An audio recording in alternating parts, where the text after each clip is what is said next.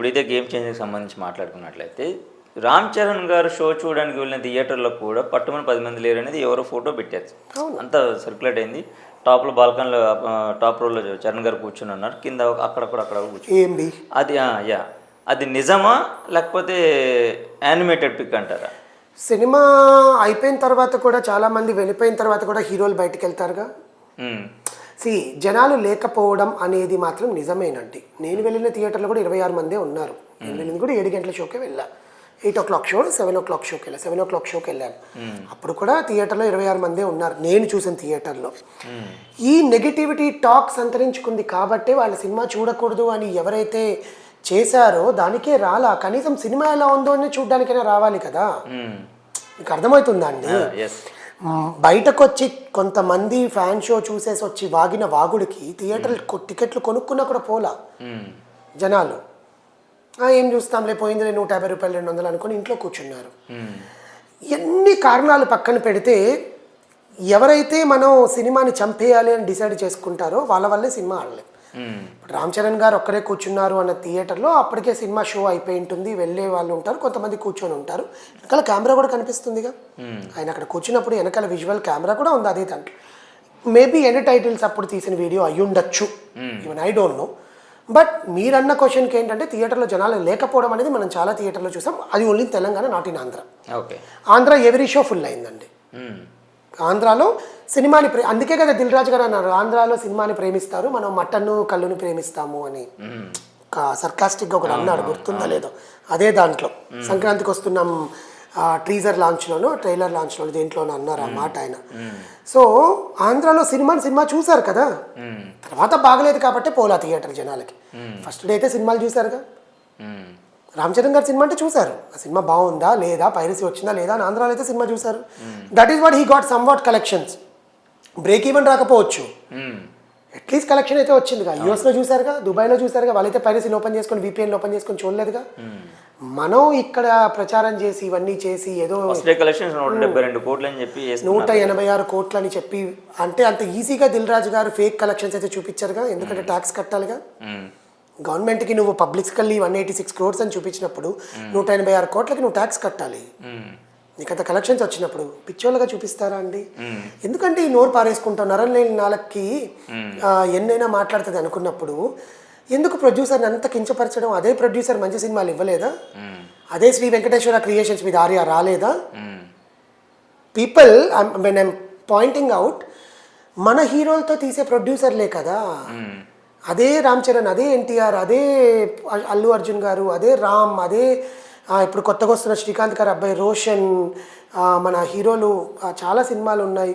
వీళ్ళందరికీ అవే వాళ్ళే ప్రొడ్యూసర్లు, ఎక్కువ బడ్జెట్లు పెట్టి తీసే ప్రొడ్యూసర్లే వాళ్ళే కదా.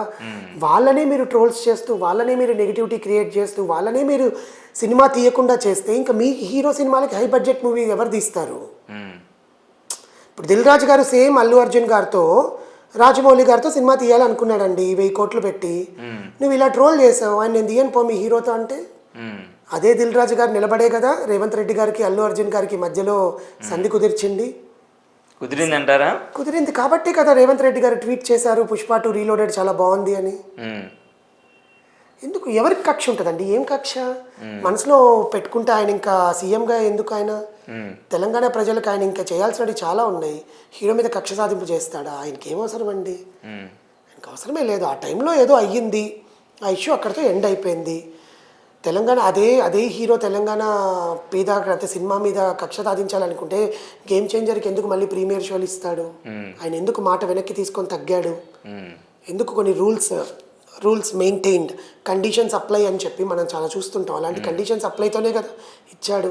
మనం క్రియేట్ చేస్తున్న ట్రోల్స్ వల్ల ప్రొడ్యూసర్స్ చచ్చిపోతారనేది నా బాధ. ఇప్పుడు NTRతో దిల్ రాజు గారు సినిమా తీయాలంటే ఒక 700 కోట్లు పెట్టి బడ్జెట్ తీయాలనుకుంటారు, ఎందుకంటే మనం ఇచ్చిన హైప్ అది. అలాంటి దిల్ రాజు గారు నేను తీయనండి, నేను మాకు వేరే బిజినెస్లో నేను చూసుకుంటాను వెనక్కి వెళ్ళిపోతే, నీ హీరోతో హై బడ్జెట్ ఫిలిమ్స్ ఎవరు తీస్తారు? సేమ్ మైత్రి మూవీ మేకర్స్, సేమ్ సితారా ఎంటర్టైన్మెంట్స్ 4 హీరోలతో ఒక్కొక్క దగ్గర 500 కోట్లు పెట్టేసి ఉన్నారు. నీ హీరోకి ప్రొడ్యూసర్ కావాలి, దిల్ రాజు గారు నేను చేయనంటారు. అప్పుడు ఏంటి పరిస్థితి? సితారా ఎంటర్టైన్మెంట్ దిల్ రాజు గారే చేయట్లేదు కదా, మేము ఎందుకు ముందుకు వస్తామని మేము కూడా చేయమంటారు Sitara Entertainments. Haarika and Hassine Creations మేము చేయమంటారు, మైత్రి మూవీస్ మేమే చేయమంటారు. ఇంకెవరు చేస్తారు? శోభు ఎల్లగడ్డ వారు మన డివివి దానయ్య, మన బెల్లంకొండ సురేష్ గారు ఎప్పుడో ఫేడ్ అవుట్ అయిపోయారు. ఆర్కా మీడియా మన రాజమౌళి గారితో, ఇప్పుడు మహేష్ బాబు గారితో 2029 దాకా వాళ్ళ మనీ అంతా ఇంత బ్లాక్ చేసుకొని పెట్టుకోవాలి, తప్పదు. ఎక్కడి నుంచి వస్తాయి ఇంకా సినిమాలు? నీ హీరో సినిమా రిలీజ్ అవ్వట్లేదంటే నీకు ప్రొడ్యూసర్ నువ్వే తొక్కేసావే. ఆయన ట్రోల్స్ చేసి, కానీ వాళ్ళ తొక్కేసావే అంటే వాళ్ళంతా ఏం పట్టించుకోరు అనుకోండి. ఎందుకంటే వాళ్ళు దీనికి మించింది తీయాలని జనాలకు ఇవ్వాలని అనుకుంటారు, ఎందుకంటే వాళ్ళ బిజినెస్ అలాంటిది. But I'm talking about the people who are trolling. అదే కదా తమన్ మొన్న మాట్లాడింది. నేను తమన్ గారు మాట్లాడింది ఏంటి, ఒరే బాబు ప్రొడ్యూసర్ అనేది మాకు సోలు, అది మా బ్రెడ్ అండ్ బటర్. మీరు నెగటివిటీ క్రియేట్ చేసి మీరు సినిమాని ఇంత కించపరిచి సినిమాని చచ్చిపోయేలాగా చేస్తే ప్రొడ్యూసర్ భయపడతాడు. ప్రొడ్యూసర్ అసలు ఉండరు ఇంకా తెలుగులో. మేము బాలీవుడ్ నుంచో కేరళ నుంచో కన్నడ నుంచో తెచ్చుకోవాలి ప్రొడ్యూసర్లని. వాళ్ళు భయపడతారు, ఒరే మీ ఇంట్లోనే నీకు అన్నం లేనప్పుడు మా ఇంట్లో మేమెందుకు అన్నం పెడతాం అంటారు. నువ్వే చేతులారా పాడు చేసుకున్నావు కదా అని. So we're spoiling the culture. Chiranjeevi garu స్పందించడానికి రీజన్ ఏంటి, ఆయన కొడుకు సినిమా ఇలా చేశారని కాదు, ఆయన కూడా ఎన్నో విమర్శలు ఎదుర్కొనే కదా ఎంత పైకి వచ్చారు. అంతే కదండి కదా. సో విమర్శలు లేని వాళ్ళు ఎవరు ఉండరు ఏ ఇండస్ట్రీలోనూ కూడా. నెగిటివిటీ అనేది ఉంటుంది, కానీ ఇంత నెగిటివిటీయా? ప్రొడ్యూసర్ని చంపేసే నెగిటివిటీ, ఆచార్యకి నెగిటివిటీ రాలే, బోలాశంకర్కి నెగిటివిటీ రాలే. నిలబడ్డాం కదా, అందరు ఇండస్ట్రీ కట్టుబడి ఉన్నాంగా. ఇప్పుడు ఎందుకు ఇంత నెగిటివిటీ? ఇట్లా చేయాల్సిన అవసరం ఏంటి? దిల్ రాజు అయినా ప్రొడ్యూసరే, దిల్ రాజు అయినా మనిషే.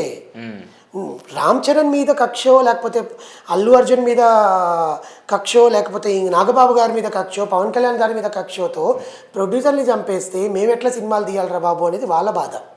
ఎందుకంటే వాళ్ళకి తెలిసిందే, అది వాళ్ళకు వచ్చిందే ఆ వృత్తి, యాక్టింగే వాళ్ళకి వృత్తి. రాజకీయాల్లోకి పోయారండి, సాధించారు, అదృష్టం బాగుంది కాబట్టి సార్ పవన్ కళ్యాణ్ గారు నెట్టుకు రాగలుగుతున్నారు. ఆయన చేసే జనాదరణ ఇవన్నీ కూడా తెలంగాణ ఆంధ్ర ప్రజలు చూస్తున్నారు. ఆయనకుండే ఫ్యాన్ బేస్ అలాంటిది. బట్ ఆయన సినిమాలు చేయట్లేదా? చేస్తున్నాడు కదా ఆయన కూడా. సో వాళ్ళకు వచ్చిన వృత్తిని మనం మర్చిపోకుండా బ్రెడ్ అండ్ బటర్ని కాపాడుకోవడం కోసమే తమన్ గారు అంత బాధపడింది. అదేదో గేమ్ చేంజర్ ఫ్లాప్ అయిందని చెప్పి సభాముఖంగా పరోక్షంగా, అది డాకు మహారాజ్ సక్సెస్ మీట్లో మాట్లాడాల్సిన అవసరం లేదు. అక్కడ నాగవంశీ గారు ప్రొడ్యూసరే, దిల్ రాజు గారు ప్రొడ్యూసరే, 2 సినిమాలకి ఆయన మ్యూజిక్ ఇచ్చాడు. ఖచ్చితంగా ఆయన మాట్లాడాలి. చిరంజీవి గారు కానీ మిగతా పెద్దలు కానీ మాట్లాడింది, మిగతా పెద్దలందరూ తమకి సపోర్ట్ చేస్తుంది ఏంటంటే ప్రొడ్యూసర్ కౌన్సిల్లో కానీ ఫిలిం డెవలప్మెంట్ కార్పొరేషన్ ఎఫ్డీసీలో కానీ ప్రొడ్యూసర్లు బతుకుంటేనే హీరోలు మంచి సినిమాలు తీస్తారు, ఇంకా తెలుగు ఖ్యాతిని పెంచాలనుకుంటారు. తెలుగు ఖ్యాతిని పెంచాలని చాలా ఆస్కార్ దాకా తీసుకోపోయిన తెలుగు సినిమాని నువ్వు నట్టడిలో శంకర్ గారు చెడ్డ సినిమా తీశాడు, మా రామ్ చరణ్ సినిమా చూడొద్దు అని చెప్పి నువ్వు బాయ్కాట్ చేసి పైరసీ రిలీజ్ చేస్తే ఆస్కార్కి ఎందుకు వెళ్తుంది? సినిమా బాగుంటే వెళ్తుంది అనుకున్నది వేరే విషయం. బట్ ఇలాంటి సినిమాలు ప్రొడ్యూసర్లు ఎందుకు తీస్తారు?